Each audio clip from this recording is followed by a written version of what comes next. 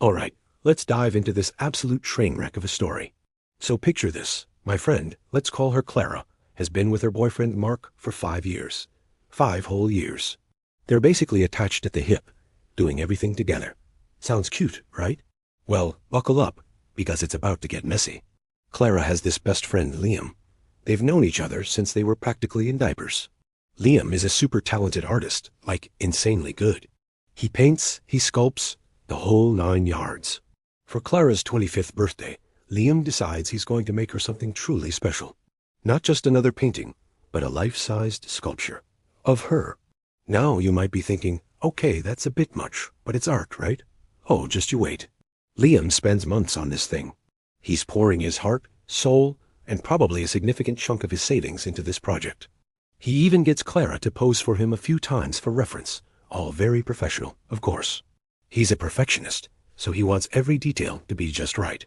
The sculpture is supposed to be a surprise for her big birthday party.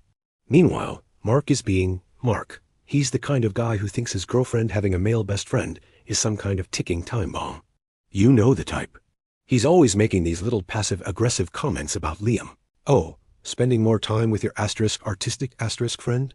Or is he painting you like one of his French girls again? Like, dude, calm down. It's 2024, not a Victorian novel. It's so insecure. It's honestly pathetic. Clara, bless her heart, always defends Liam, telling Mark to chill out and that they're just friends. So, the night of the birthday party arrives. It's a huge bash in Clara's backyard. Everyone's there, friends, family, the whole crew. The vibe is great. The centerpiece of the evening is the big reveal of Liam's sculpture. It's covered with this massive velvet cloth, all dramatic and everything. You can feel the anticipation in the air. Liam gets on the little makeshift stage, gives this heartfelt speech about his and Clara's lifelong friendship, how she's always been his muse and his biggest supporter. It's genuinely sweet. He's tearing up a little. Clara's tearing up a little. Everyone's getting emotional. Then, with a grand flourish, he pulls off the cloth. And there it is. A life-sized, incredibly realistic sculpture of Clara. It's a masterpiece. The likeness is uncanny. The craftsmanship is breathtaking. Everyone gasps. People are cheering, clapping. Clara is absolutely floored, crying happy tears. She runs up and gives Liam this massive hug. It's a beautiful moment, for about 10 seconds. Because then, Mark loses his mind. I'm not even exaggerating. His face goes from smiling boyfriend to a shade of crimson I've only ever seen in cartoons. He storms over to the sculpture, his fists clenched, and he just starts yelling. What the hell is this? Are you kidding me, Liam? A life-size doll of my girlfriend? That's not a gift. That's creepy. That's obsessive. The party goes dead silent. You could hear a pin drop. Everyone is just staring, mouths wide open. Liam is just standing there, completely stunned. He tries to explain. Mark, it's art. It's a tribute to our friendship. But Mark is not having it. He's in full-on rage mode. He turns to Clara and says, And you're okay with this? You let him make this shrine to you? Clara is trying to de-escalate, telling him he's overreacting and embarrassing her, but he's just seeing red. He starts poking the sculpture in the chest. This is sick. It's like he wants his own personal Clara to keep in his creepy little studio. I mean, talk about projection. Who hurt you, Mark? Who told you this was a normal reaction? This is where it goes from a bad night to a legendary catastrophe. Mark, in his infinite wisdom, decides that words are not enough. He grabs a half-empty bottle of champagne off a nearby table, and before anyone can react, he swings it. He smashes it right into the face of the sculpture. Crack! The beautifully crafted head of the statue shatters into a dozen pieces. Clay and plaster go flying. There's a collective gasp from the crowd, like a single, horrified lung. It was so loud. Liam just lets out this sound, this horrible, guttural cry of disbelief and pain.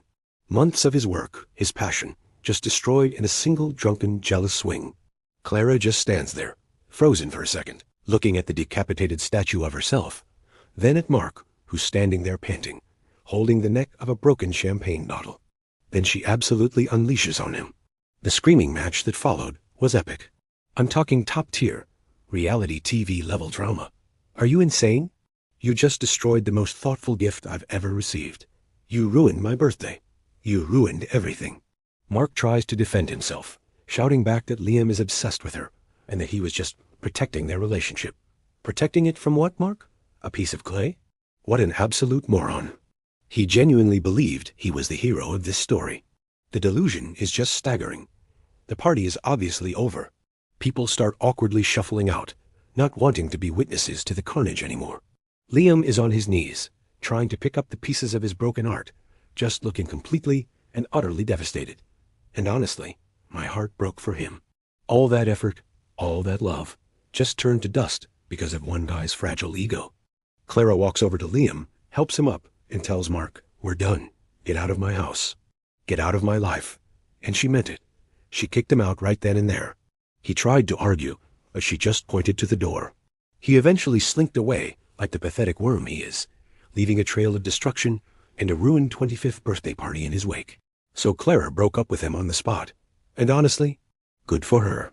The aftermath was messy, of course.